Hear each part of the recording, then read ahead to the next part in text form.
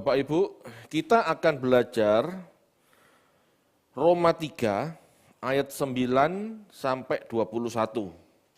Ya. Ini penting menjadi dasar kekristenan kita. Banyak orang salah paham di ayat-ayat ini.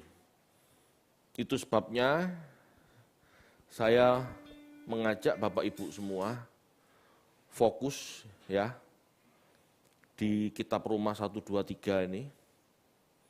Bahkan mungkin sampai pertengahan ya, sampai sekitar Roma pasal 10, 11 itu masih penting terus itu ya. Karena banyak doktrin Kristen dibangun dari Roma. Kita akan baca ya, ayat 9 sampai 22. Silakan. Roma 3 ayat 9 sampai 22. Jadi bagaimana? Adakah kita mempunyai kelebihan daripada orang lain? Sama sekali tidak. Sebab di atas telah kita tuduh baik orang Yahudi maupun orang Yunani bahwa mereka semua ada di bawah kuasa dosa. Seperti ada tertulis, tidak ada yang benar, seorang pun tidak. Tidak ada seorang pun yang berakal budi, tidak ada seorang pun yang mencari Allah. Semua orang telah menyeleweng, mereka semua tidak berguna, tidak ada yang berbuat baik, seorang pun tidak. Kerongkongan mereka seperti kubur yang ternganga, lidah mereka merayu-rayu, bibir mereka mengandung bisa.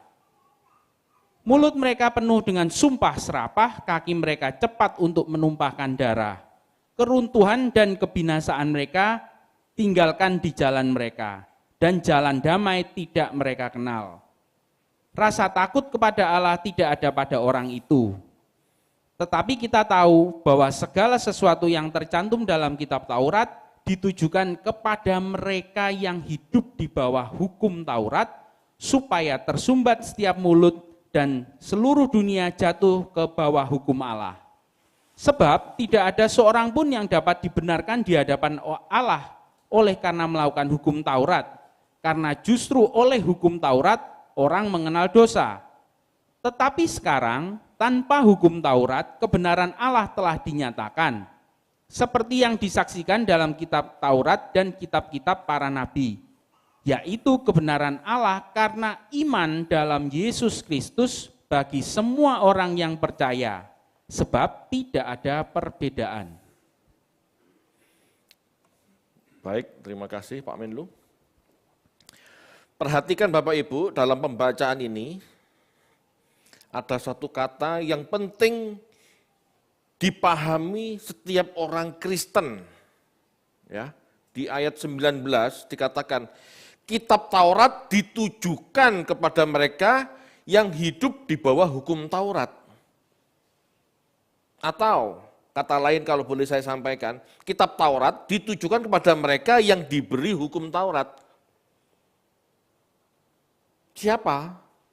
Orang Israel. Kalau bukan Israel, tidak tunduk pada hukum Taurat. Karena setiap orang di dunia ini punya hukum masing-masing. Jadi perpuluhan itu bukan hukum buat kita. Mempersembahkan domba, sembelihan, segala macam itu bukan hukum buat kita. Ya. Mempersembahkan selasih, jinten, dan sebagainya macam itu bukan hukum kita. Halo Bapak Ibu. Itu ditujukan kepada mereka yang hidup di bawah hukum Taurat. Siapa? Orang Israel, orang Yahudi. Jadi Kristen tidak perlu ikut-ikutan Yahudi. Kok bisa Pak? Oke, kita jelaskan ya. Nah, di pembacaan inilah, di pasal dan ayat-ayat inilah itu semua dijelaskan. Adakah kita mempunyai kelebihan daripada orang lain? Adakah kita? Kita itu siapa? Ini kan suratnya Paulus. Berarti Paulus yang ngomong sebagai orang Yahudi. Adakah kita, orang Yahudi maksudnya, orang percaya, yang percaya Yesus, tapi dari Yahudi gitu loh. Adakah kita orang Yahudi mempunyai kelebihan daripada orang lain? Paulus jawab sendiri, sama sekali tidak. Paulus sendiri sebagai orang Yahudi mengatakan dia tidak punya kelebihan daripada orang lain. Tapi banyak orang Kristen sekarang meyakini orang Yahudi itu lebih hebat, lebih istimewa dari kita orang manusia yang lain. Banyak orang Kristen berpikir orang Yahudi, orang Israel lebih istimewa. Itu sebabnya kelakuannya meskipun jahat dibiarin. Menindas sesama manusia. Dibiarin. Karena anak Allah katanya. Memihak Israel, memihak Allah katanya. Belum tentu. Karena di hadapan Allah, Israel, Yahudi maupun semua suku bangsa lain sama. Tidak ada kelebihan. Lalu istimewanya di mana, Pak? Keistimewaan umat pilihan yang sesungguhnya adalah banyaknya kebenaran firman Tuhan yang diberikan kepada bangsa ini. Keistimewaannya banyaknya firman Tuhan yang diberikan kepada orang Israel dan orang Yahudi. Itu kelebihannya. Manusianya sendiri tidak ada kelebihan, tidak ada istimewanya. Kelebihannya Allah memberi bangsa itu firman untuk dikerjakan. Halo Bapak Ibu, amin, paham ya sampai sini ya? Jadi jangan minder sama orang Israel. Umat Allah itu Pak, anak Allah. Lah kamu juga anak Allah. Kan gitu cara berpikirnya. Emangnya kita bukan ciptaan Allah? Emangnya kita bukan dari roh Allah? Semua ya anak Allah. Halo. Jangan tertipu dengan propaganda Yahudi, Bapak Ibu. Jangan, mereka sama dengan kita. Kalau benar, nyatakan benar, kalau salah, nyatakan salah. Amin. Kalau Anda tidak bisa bersikap objektif, Anda tidak mengenal kebenaran loh. Kenapa? Pola pikir Anda sudah tersandra sama subjektivitas. Ini berbahaya. Ini yang ngomong Paulus loh, orang Yahudi, bukan saya. Saya cuma menyampaikan apa kata Paulus. Keistimewaan umat pilihan yang sesungguhnya adalah banyaknya kebenaran firman Tuhan yang diberikan kepada umat pilihan untuk menjadi terang. Itu kelebihannya. Agar banyak orang mengenal Allah. Agar dengan banyaknya firman itu, orang Israel atau orang Yahudi, atau kalau kita tarik ke kita, orang Kristen bisa menjadi teladan dan contoh bagaimana hidup benar di hadapan Allah. Tapi kalau kita orang Yahudi, orang Kristen yang diberi banyak firman ini tidak bisa jadi terang, Anda saya tidak ada istimewanya. Halo? Apa bedanya? Tidak ada bedanya. Bedanya jika orang Yahudi maupun kita orang Kristen melakukan firman yang banyak diberikan pada kita. Itu loh istimewanya. Kalau tidak sama saja manusia daging, debu. Tidak ada istimewanya. Jadi jangan sombong jadi orang Kristen Bapak Ibu. Merasa anak Allah yakin masuk surga. Itu kebodohan. Kebodohan paling hakiki itu. Hanya merasa anak Allah, mati masuk surga, itu kebodohan yang paling hakiki. Tapi tidak pernah melakukan. Tidak ada istimewanya.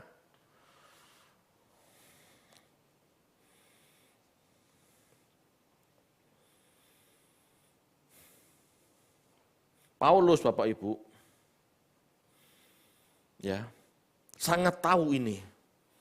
Paulus itu bukan hanya sekedar Yahudi, dia ahli Taurat, dia orang Farisi dari mazhab yang paling keras. Dia muridnya Hillel. Kenapa yang membuka ini? Paulus, karena dia yang mengerti. Murid-murid itu nelayan, pada nggak paham ini sebetulnya.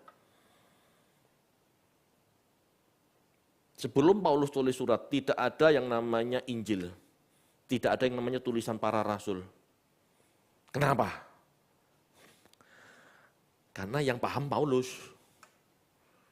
Dia seorang Yahudi, dia mengerti maksud pikirannya Yesus sebagai juga rabi. Sesama rabi, dia paham maksudnya. Keistimewaan terletak pada panggilan sebagai imamat yang rajani umat kepunyaan Allah untuk melakukan banyak tugas baik. Itu loh istimewanya. Jadi kalau kita ya sebagai Kristen atau mereka sebagai Yahudi dipanggil tapi tidak melakukan apa-apa, tidak melakukan perbuatan baik apa-apa meskipun ecek-ecek. Anda, saya, kita, mereka orang Yahudi tidak ada istimewa-istimewanya. Apa istimewanya? Bahkan Anda tidak lebih baik dari orang dunia kok. Tidak lebih baik dari agama lain kok. Tidak lebih baik dari agama lain yang katanya tidak punya Tuhan. Saya kemarin nonton ya meskipun nonggo. Kemarin saya nonton bola. Indonesia lawan Jepang. Anda tahu kelakuan orang Jepang? Bersih-bersih sampah, habis nonton bersih-bersih sampah. Padahal itu stadionnya kita. Betul enggak? Dia pulang menguntin sampah. Orang Indonesianya buang sampah sembarangan. Yang katanya beragama ini loh, buang sampah sembarangan. Itu orang Jepang enggak punya agama, katanya enggak punya Tuhan, dia bisa ambil sampah, bersihkan stadion sendiri. Jangan ngomong orang beragama lebih baik. Saya melihat ini stres Bapak Ibu. Mati. Benar. Enggak heran, agama enggak laku di negara-negara yang otaknya dipakai, agama enggak laku. Kenapa? Orang beragama tampak lebih jahat, tampak lebih jorok, tampak lebih ngawur daripada orang agnostik, ateis. Apa istimewanya kalau kita tidak melakukan firman Tuhan? Enggak ada istimewanya. Lebih barbar. Ayo toh dipikir. Kalau saya naik mobil tuh ya dari perjalanan misalnya dari Banyuwangi ke Surabaya gitu. Saya lihat mobil di depan tuh ya. Buka jendela, buang kacang, buang tisu. Loh emangnya di mobil tuh enggak ada kresek untuk naruh sampah? Itu orang beragama. Orang berketuhanan yang Maha Esa itu. Apa artinya? Melakukan ritual ibadah, gitu ya, ngotot, berdoa, teriak-teriak, pagi, siang, sore, malam, petang, gitu ya. Tapi buang sampah saja nggak bisa. Waduh. Ngenes gitu ngeliat kayak gitu tuh. Ini contoh Bapak Ibu, supaya Anda tahu. Jangan merasa bangga jadi orang beragama, orang Kristen, kalau buang sampah saja nggak bisa. Buang sampah ini kan bukan cuma sampah materi, sampah mulut lah. Betul? Anda tahu sampah mulut? Kata-kata enggak perlu, gosip, gibah, tuduhan, sok tahu loh, itu loh. Itu kan sampah sebetulnya. Kalau kita enggak bisa ngatur itu, jangan bangga jadi orang beragama. Enggak ada gunanya.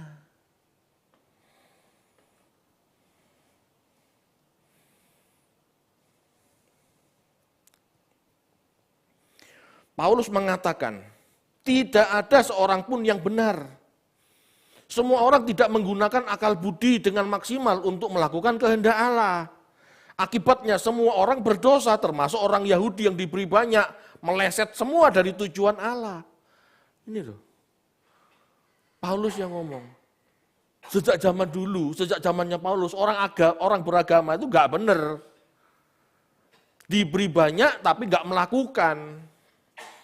Lalu merasa lebih baik. Paulus sedang berbicara sebagai orang Yahudi yang melihat bangsanya gagal memahami rencana Allah.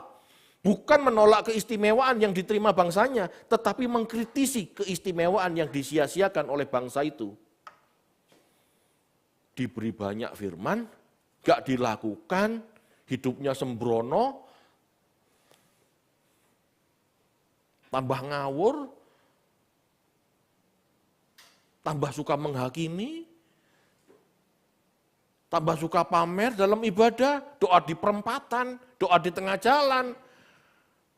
Sudah dibuatin tempat ibadah, tapi tidak mau berdoa di tempat ibadah. Doanya di jalan. Halo? Mengganggu mobil jalan.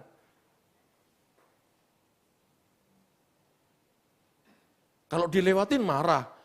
Seolah-olah yang lewat tidak hormat kepada orang berdoa. Lah, berdoa salah tempat kok minta dihormati. Halo? Jangan kayak gitu Bapak Ibu. Ini saya ngomong siapa saja orang beragama.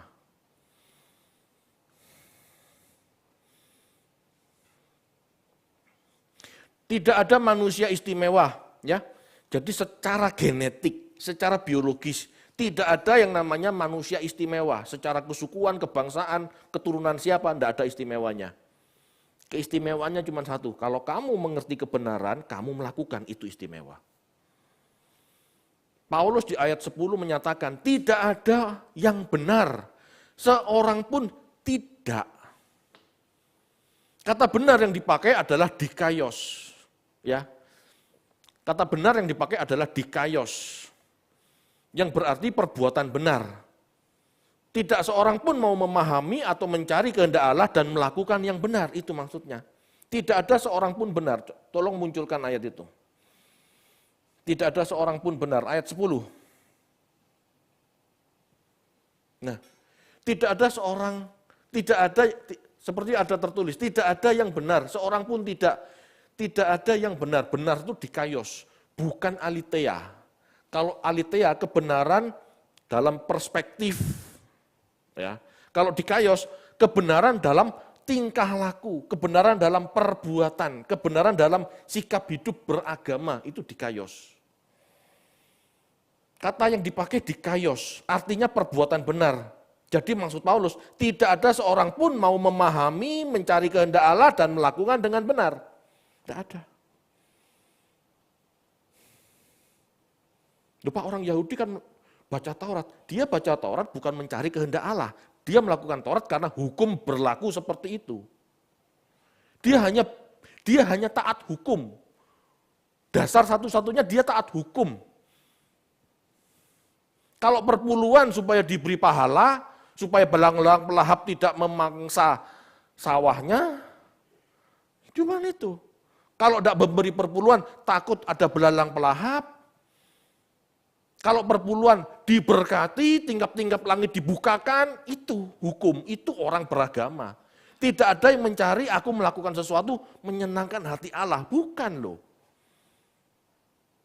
Makanya dikatakan oleh Paulus, tidak ada yang benar, tidak ada perbuatan yang benar. Dalam arti perbuatan ini perbuatan melakukan hukum Taurat, itu loh maksudnya. Kenapa? Ya dasarnya cuma takut dihukum, dasarnya cuma pahala.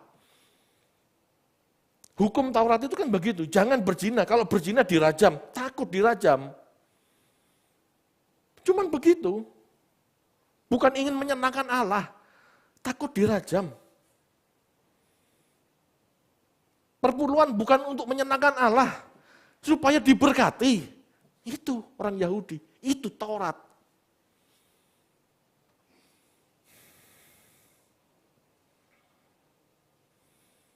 Di ayat 12 sampai 18, Paulus menyebutkan berbagai macam kemelesetan manusia, baik Yahudi maupun non-Yahudi sama saja. Ya, tadi sudah dibaca ya. Semua orang menyeleweng, gitu ya, tidak berbuat baik. Kerongkongan mereka seperti kubur yang ternganga, ngomong yang rusak-rusak, ngomong yang busuk-busuk, gitu. Lidah mereka merayu-rayu, bibir mereka mengandung bisa, gitu. Ya, ayat 12 sampai ayat 18 ini bicara tentang semua kebobrokan orang, semua kebobrokan manusia, Yahudi maupun non-Yahudi.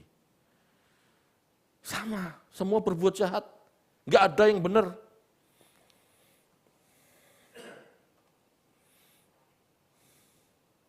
Selanjutnya Paulus menyatakan bahwa hukum Taurat telah diberikan kepada orang Israel untuk dikerjakan, untuk dilakukan. Sehingga bangsa-bangsa lain bisa melihat kehendak Allah dan ikut melakukannya. Sehingga Allah dapat menghakimi semua dengan standar yang sama. Bapak Ibu, firman diberikan kepada Israel supaya dari bangsa itu ya, muncul sebuah teladan yang baik buat bangsa-bangsa. Tetapi Israel tidak melakukan. Ya. Israel sendiri gagal. Dengan semua pada akhirnya tahu bahwa tidak ada seorang pun yang dapat dibenarkan Allah kalau melakukan hukum Taurat. Halo. Bahkan karena hukum Taurat itulah manusia mengenal kesalahan dan jatuh dalam berbagai macam kesalahan. Dilarang berzina, malah kepingin berzina. Benar enggak? Coba siapapun teman Anda. Ojo yo, kamu tak kasih tahu sesuatu ya, tapi kamu ojo nyicip. Ya. Ini aku bawa barang baru, tapi kamu ojo nyicip. Ini barang baru. Coba gitu. Begitu Anda tunjukin barang barunya Anda, makanan baru, pasti dia kepingin nyicip. Halo? Itu kan manusia. Dilarang malah penasaran. Apalagi kalau kelihatan sedap, nikmat rasanya. Kepingin. Betul enggak? Bapak Ibu, kita harus hati-hati dengan ayat-ayat ini. Ya, kita tidak boleh bingung dengan pasal 3 ayat 20 jika dibandingkan dengan pasal 2 ayat 13 yang terkesan kontras. Kita buka pasal 2 ayat 13 dulu.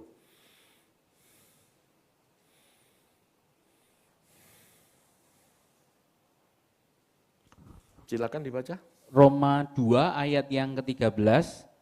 Karena bukanlah orang yang mendengar hukum Taurat yang benar di hadapan Allah, tetapi orang yang melakukan hukum Tauratlah yang akan dibenarkan. Ayat ini kan terkesan ada orang dibenarkan karena Taurat, betul enggak? Bandingkan sekarang dengan pasal 3 ayat 20. Roma 3 ayat 20, sebab tidak seorang pun yang dapat dibenarkan di hadapan Allah oleh karena melakukan hukum Taurat, karena justru oleh hukum Taurat orang mengenal dosa. Nah, kalau melihat ayat 20, kesannya tidak seorang pun dibenarkan karena Taurat.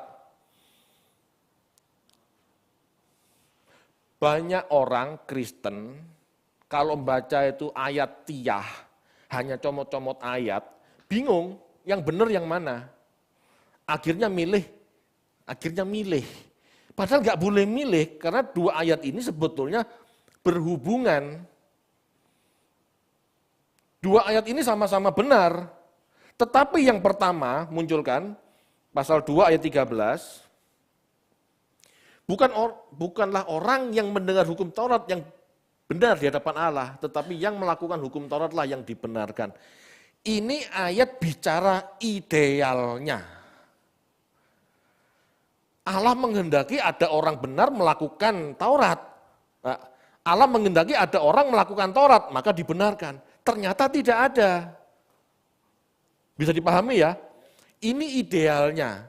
Kenyataannya pasal 3 ayat 20 munculkan. Nah, sebab tidak seorang pun dapat dibenarkan di hadapan Allah karena melakukan hukum Taurat.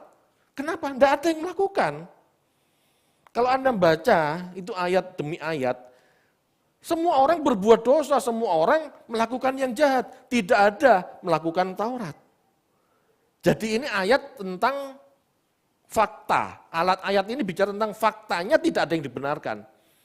Kalau ada yang melakukan Taurat, ya dibenarkan. Nyatanya tidak ada yang melakukan, maka tidak ada seorang pun dibenarkan karena melakukan Taurat. Nggak ada yang bisa. Nggak ada yang bisa. Kenapa? Ribet, rumit. 613, satu dilakukan, lakukan semua. Itu baru benar. Emangnya ada yang bisa? Nggak ada yang bisa. Bahkan menurut saya bisa, menurut orang lain belum tentu tepat. Belum tentu tepat. Karena banyak tafsiran. Ya. Paulus kemudian melanjutkan penjelasannya di Roma 3 ayat 21 sampai 22. Ayo dibaca.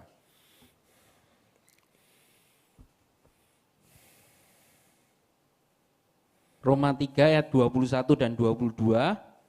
Tetapi sekarang tanpa hukum Taurat, kebenaran Allah telah dinyatakan, seperti yang disaksikan dalam kitab Taurat dan kitab-kitab para nabi, yaitu kebenaran Allah karena iman dalam Yesus Kristus bagi semua orang yang percaya, sebab tidak ada perbedaan.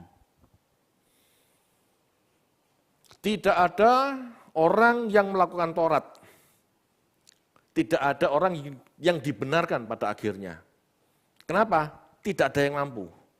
Ya, tidak ada yang mampu. Paulus menyatakan di ayat 21-22, karena tidak ada yang mampu. Ya, sekarang, saat itu maksudnya, zamannya Paulus itu, tanpa hukum Taurat, tanpa konteks hukum, perbuatan baik dan benar dari Allah telah dinyatakan, yaitu ketaatan menurut ajaran Yesus bagi semua orang yang percaya kepadanya. Paham maksudnya? Orang Yahudi diharap melakukan Taurat. Kalau melakukan Taurat dibenarkan. Ternyata tidak ada yang dibenarkan karena tidak ada yang mampu melakukan Taurat, maka tidak ada yang dibenarkan. Kalau tidak dibenarkan berarti orang-orang ini binasa semua. Bagaimana caranya supaya tidak binasa? Allah menghadirkan Yesus. Ya, Allah menghadirkan Yesus. Dikatakan, ya, yaitu kebenaran Allah karena iman dalam Yesus Kristus bagi semua orang percaya. Jadi Paulus menyatakan, kehadiran Yesus, ajaran Yesus, keteladanan Yesus itulah kebenaran. Ya. Tidak perlu jadi Yahudi kalau ingin selamat sekarang. Percaya Yesus. Lakukan apa yang Yesus ajarkan. Bukan dalam konteks Taurat, tapi dalam ajaran Yesus. Ajaran Yesus ini berbeda dengan ajaran para rabi. Berbeda dengan ajaran Farisi. Ajaran Farisi cenderung mempersulit. Ajaran Yesus ringan. Itulah sebabnya Yesus berkata, belajarlah kepadaku. Yang kuberikan padamu ringan. Halo? Bisa dipahami enggak? Tanpa Torah atau tanpa tradisi hukum Yahudi, sekarang orang bisa melakukan kebenaran. Bagi orang percaya tidak perlu menjadi proselit, tidak perlu sunat dulu, tidak perlu melakukan tradisi Yahudi yang lain.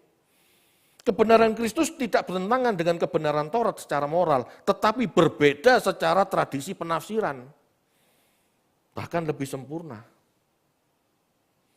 Bagi orang percaya Yesus, lakukan saja ajaran dan ikuti keteladanan Yesus. Sebab yang Yesus lakukan dinyatakan benar oleh Allah dengan cara membangkitkan dia. Tidak ada orang yang bisa melakukan hukum Taurat. Dan tidak ada orang ya yang sempurna melakukan Taurat. Itu sebabnya tidak ada orang dibenarkan. Tapi percayalah kepada Yesus. Karena hidupnya dibenarkan Allah. Percayalah pada Yesus. Taatlah pada Yesus. Ajarannya berbeda. Ajarannya berbeda dari ajaran orang Farisi. Yang sulit-sulit itu ajaran Yesus lebih mudah. Lebih ringan. Tapi itu yang benar, itu yang menyelamatkan.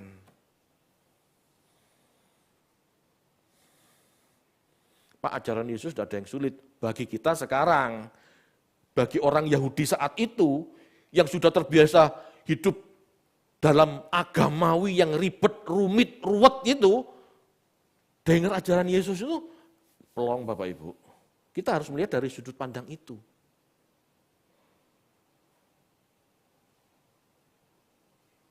Halo, ngerti enggak? Contoh ajaran Yahudi yang ruwet, ribet ya. Kuduskan hari Sabat. Hari Sabat mereka enggak boleh berjalan lebih dari sekian kilo. Mereka enggak boleh masak. Nah kalau enggak boleh masak, enggak boleh buat api, enggak boleh. kuduskan hari Sabat. Mereka buat aturan-aturan itu. Kuduskan hari Sabat itu perintah Tuhan, betul. Tetapi kalau enggak boleh masak, enggak boleh jalan sekian kilometer, enggak boleh ngangkat beban sekian kilometer, sekian kilogram, itu tradisi, itu tafsir. Itu tafsir para rabi, itu tafsirnya orang Farisi. Sampai sekarang, kalau Anda ke Israel, Anda lihat pas hari Sabat, Anda kayak oglangan, kayak mati lampu di sini. Gak bisa ngapa-ngapain. Jadi kalau ke Israel jangan hari Sabat, gak dapat apa-apa. Kalau Yesus enggak, kuduskan hari Sabat bagi Yesus. Tetap ada di ladang gandum, metik gandum, murid-muridku lapar. Emang salah metik gandum? Hewanmu ucul, lembu, dombamu, keluar dari kandang kamu nyari kok. Lah kenapa kalau muridku lapar kamu mempermasalahkan? Paham ya? Ada dua tradisi penafsiran yang berbeda. Kuduskan hari Sabat bagi Yesus bukan malah membelenggu orang tidak boleh kemana-mana, dipenjara di rumah masing-masing. Tidak seperti itu. Kuduskan hari Sabat berarti bedakan hari Sabat dengan hari lain. Di mana biasanya kamu bekerja di ladang sebagai buruh pagi sampai petang. Di hari Sabat kamu istirahat. Aturan Sabat itu mengatur semua orang Israel termasuk bos-bos tanah, tuan-tuan tanah. Jangan menekan buruhmu dalam seminggu, kasih istirahat sekali supaya dia bisa menikmati kebaikan Tuhan bersama keluarga. Itu Sabat. Bukan malah dipenjara di rumah masing-masing. Ini loh, ajaran Yesus ringan enggak? Ringan. Enggak ribet, enggak jelimet. Yang jelimet-jelimet dalam Taurat itu tradisi, bukan firman. Tapi herannya yang orang Kristen lakukan perpuluhan tok, yang kayak begini enggak. Sabtu, Sabat malah keluyuran, wisata, kuliner, healing. Nah, pilih-pilih, enggak benar. Ya.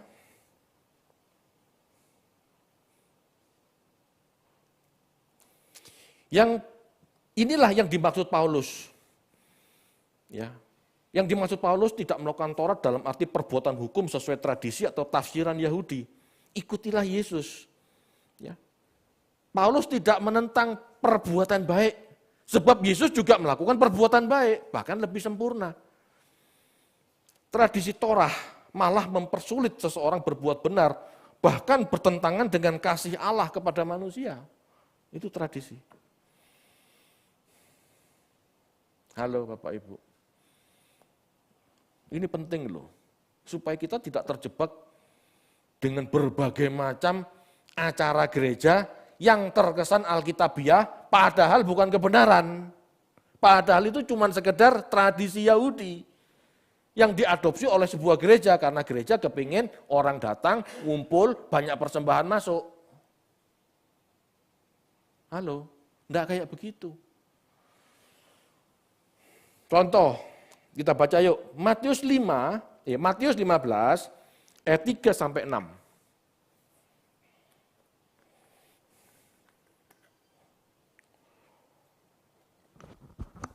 Matius 15 ayat 3 sampai 6.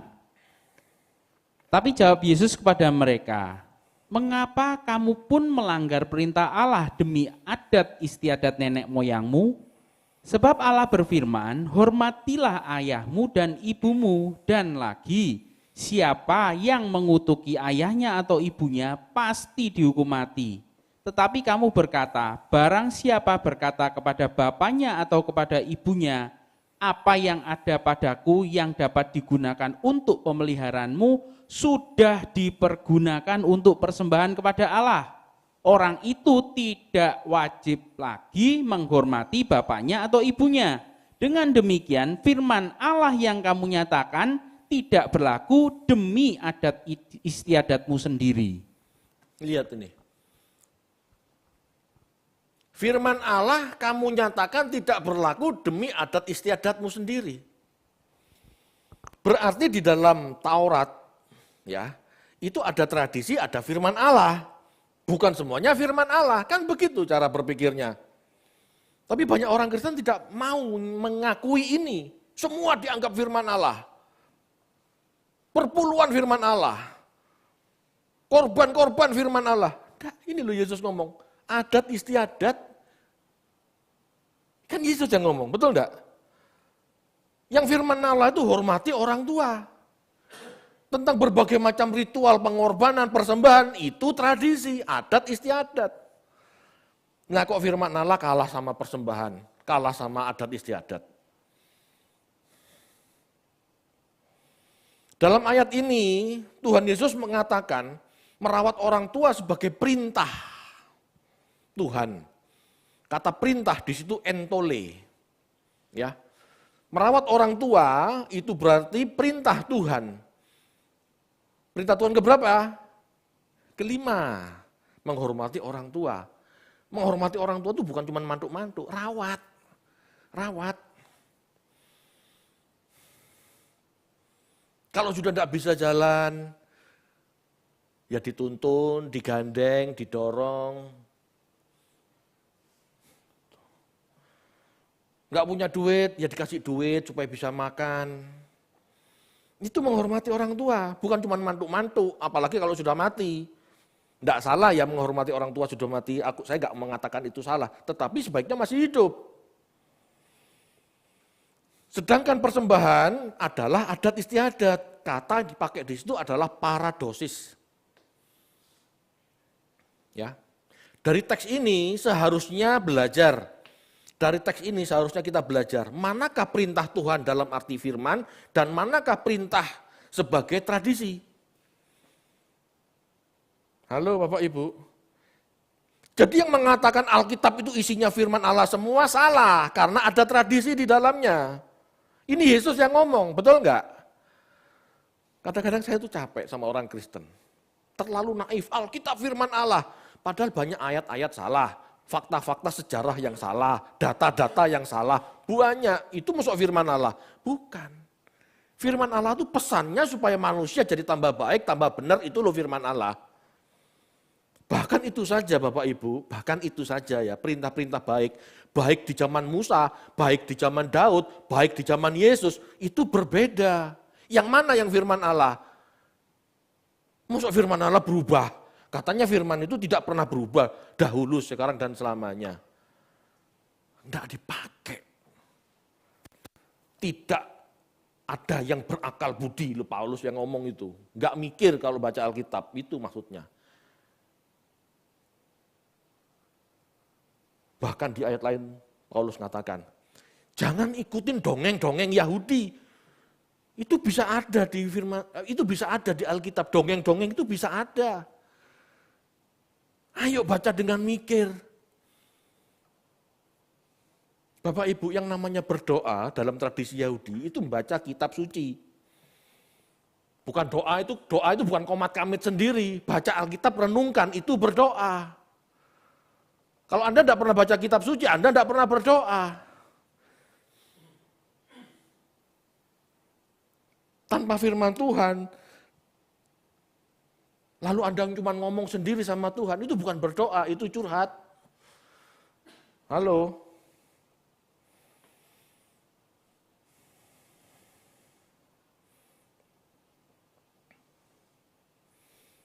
Bapak Ibu, dari pelajaran adat istiadat, ya, dari pelajaran ada perintah Tuhan, ada adat istiadat, kita harus jeli. Ya ini kan cuma contoh. Sebetulnya banyak yang di situ. Sebetulnya banyak yang Tuhan nyatakan. Ya, termasuk kuduskan hari Sabat. Murid-murid Yesus ke ladang tidak ada masalah. Itu bukan melanggar firman Tuhan.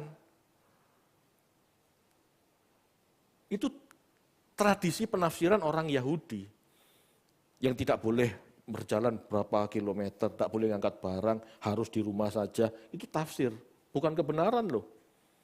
Kalau Yesus tidak ada masalah.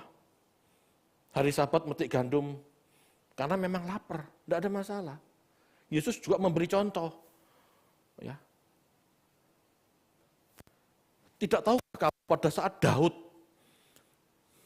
dalam pelariannya menghampiri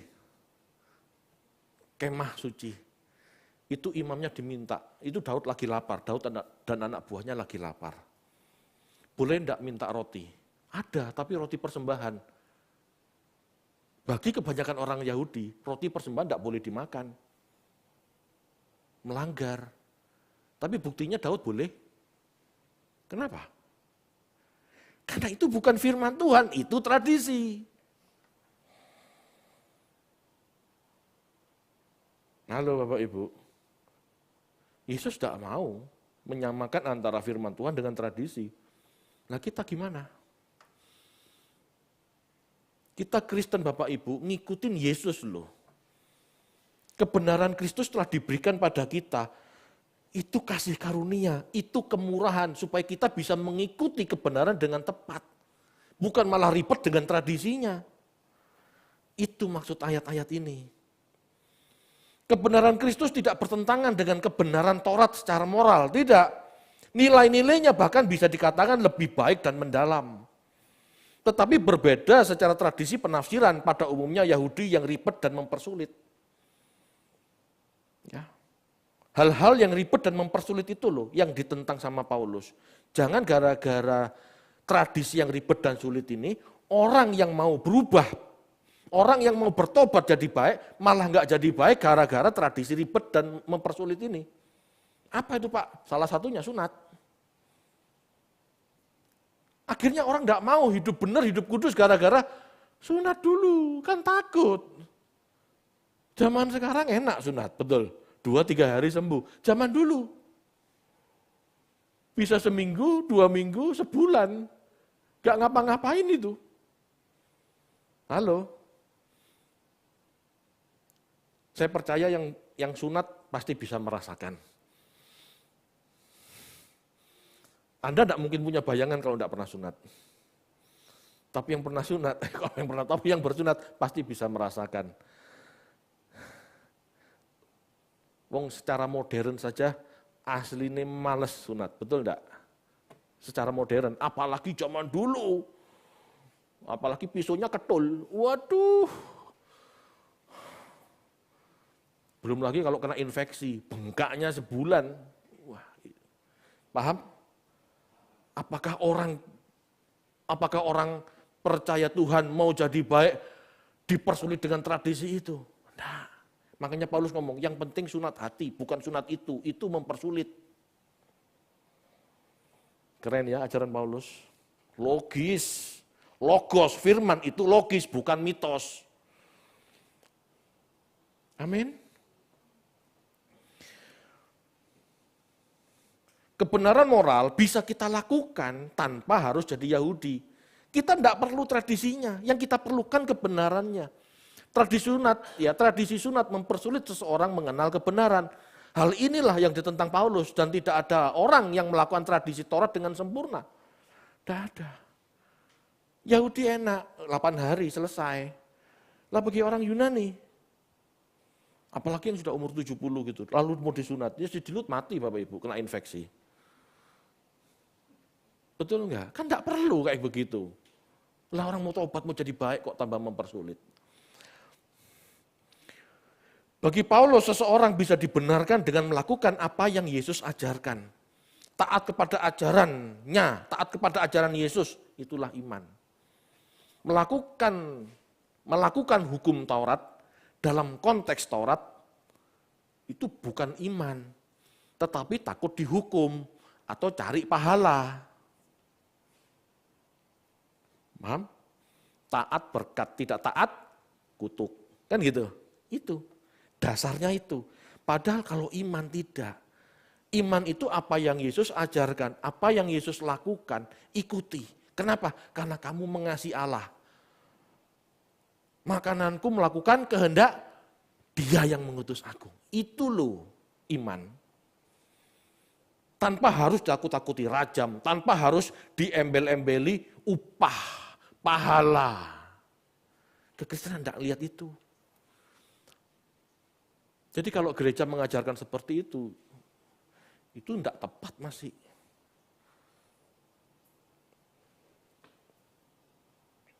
Yesus penebus ya.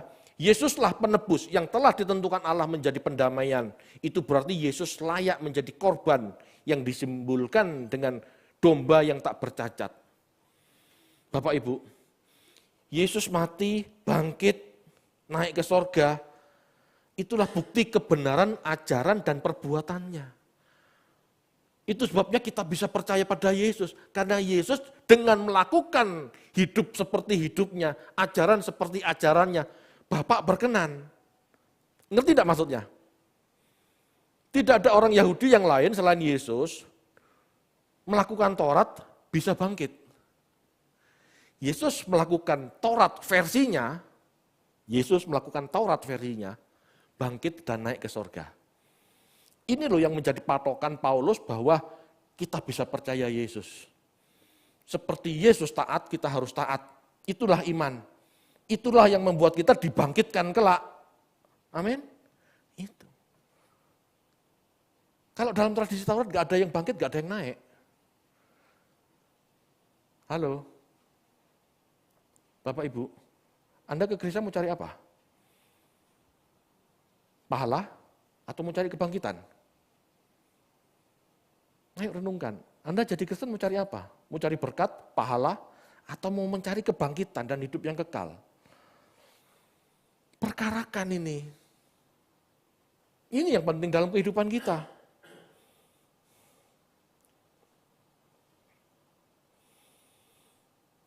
Bapak Ibu, inilah berkat bagi bangsa-bangsa. Yesus mengutus murid-muridnya menjadikan segala bangsa sebagai murid. Belajar dari Yesus. Menjadi murid berarti harus belajar dari Yesus sebagai guru, itu maksudnya. Ya, Yesus mengutus murid-murid menjadikan segala bangsa muridnya, serta menyertai mereka dengan Roh Kudus yang menjamah orang-orang dan bangsa-bangsa. Ya. Dalam misinya memuridkan bangsa-bangsa, Roh Kudus menyertai dan itu terbukti. Kornelius, seorang asing, bukan Yahudi ya, dijamah Roh Kudus itu. Murid-murid disertai Roh Kudus. Roh Kudus menjamah Kornelius. Seorang yang tidak bersunat, itu bukti bahwa Allah ya, itu bukti bahwa Allah berkenan kepada bangsa-bangsa yang tidak bersunat, tidak membeda-bedakan antara Yahudi dan non-Yahudi. Jadi jangan minder, jangan rendah diri. Kita juga diperhatikan Tuhan. Ya. Allah dalam hal ini Roh Kudus menjamah orang-orang dari bangsa lain. Itu bukti Allah yang universal sedang dinyatakan. Ya, Allah yang benar melintasi sekat-sekat agama, suku, dan golongan. Allah yang satu itu menyatakan diri kepada bangsa-bangsa melalui anak dan rohnya. Bapak bekerja melalui anaknya, Yesus, dan Roh Kudus. Itu. Inilah kemurahan, cara Allah menjangkau semua orang. Ya, jadi jangan mempersulit diri sendiri dengan sesuatu yang tidak perlu dengan tradisi Yahudi. Makanya di gereja ini tidak ada perpuluhan. Kenapa? Ya itu bukan tradisi kita. Halo? Tapi ada persembahan Pak? Adalah. Yang namanya persembahan itu kan kesadaran kita masing-masing mau memberi enggak untuk operasional gereja ini. Ya pasti ada persembahan, tapi bukan dalam konteks perpuluhan. Perpuluhan itu tradisinya Yahudi. Kalau persembahan itu kan donasi. Diperlukan untuk operasional gereja ini. Diperlukan untuk menjadi berkat buat tetangga, buat sesama. Ya seperti yang akan kita lakukan. Baksos Natal. Ada 80 paket. Kalau mungkin lebih, puji Tuhan, satu paket 150.000, kisaran kebutuhan duitnya. Nanti kita bagikan ke tetangga. Kita harus jadi berkat. Amin. Loh kalau tidak duit persembahan, duit dari mana itu? Kan begitu. Bapak Ibu, banyak orang menuduh, ini banyak orang menuduh kekristenan didirikan oleh Paulus. Tidak, Yesuslah yang mendirikan kekristenan. Yesus menyuruh murid-muridnya pergi jadikan segala bangsa murid.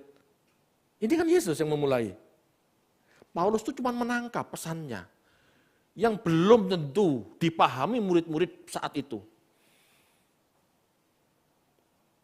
Jadi yang menyebarkan Injil ke bangsa-bangsa yang masif gitu ya, yang getol gitu ya, itu Paulus. Karena Paulus mengerti pesannya Yesus. Kalau murid-murid bukan teolog, mereka takut. Mereka masih seperti Yahudi yang lain masih. Gitu ya. Takut salah. Tapi Paulus ngerti Taurat. Sejak semula Allah menginginkan bangsa ini menjadi imamat yang rajani, berkat bagi bangsa-bangsa, tapi tidak jalan. Sekarang Yesus yang nyuruh. Maka Paulus ambil inisiatif, aku pergi untuk bangsa-bangsa. Tapi Paulus sendiri tetap Yahudi loh. Cuma dia mengajarkan orang non-Yahudi tidak perlu jadi Yahudi.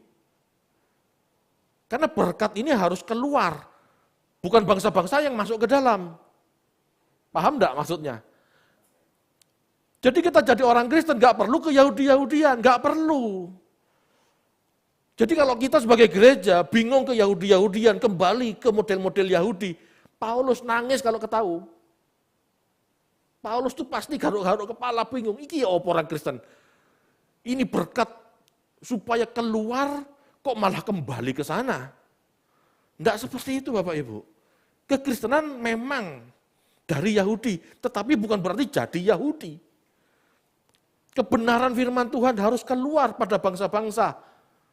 Silahkan. Kalau di zaman sekarang namanya teologi kontekstual. Kebenarannya diberitakan, sesuaikan dengan wilayah masing-masing. Jadi kalau ada ibadah, gitu ya, model Imlekan, karena jemaatnya banyak yang Cindo, tidak ada masalah. Yang penting kebenarannya disampaikan. Kebenaran disampaikan dalam tradisi adat Batak. Tidak masalah. Tidak harus jadi Yahudi. Kebenarannya diterima. Tradisinya, kita masing-masing punya tradisi. Ikuti. Tidak apa-apa, yang penting tidak berentangan. Itu loh maksudnya. Amin. Tidak perlu jadi Yahudi, pakai perpuluhan, pakai korban bakaran, berdoa pakai apa ini? Kerudung yang ada kiwir-kiwirnya, mau jadi apa kayak begitu? Enggak perlu seperti itu. Yang penting hidup kita benar, jadi berkat buat sesama. Itu cukup, enggak usah aneh-aneh. Amin Bapak Ibu. Ini loh kebenaran Kristus. Keren enggak? Logis enggak? Banyak orang enggak ngerti. Sayang ya, tapi khotbah malam ini diberitakan semoga mau mengerti. Bisa mengerti itu mudah, tapi mau mengerti itu tidak mudah. Kenapa? Karena sejak kecil diajari yang aneh-aneh. Halo, benar enggak? Oke Bapak Ibu, paham ya? Ini masih berlanjut, tenang. Ini masih Roma 3 ayat 9 sampai 22. Minggu depan Pak Tony, minggu depannya lagi lanjut terus. Kita akan belajar, ya, bukan apa kata saya, tapi kita belajar kitab per kitab. Sekarang kita belajar surat-suratnya Paulus, kita belajar kitab Roma. Ayo, apa pesannya? Amin. Mari kita berdoa.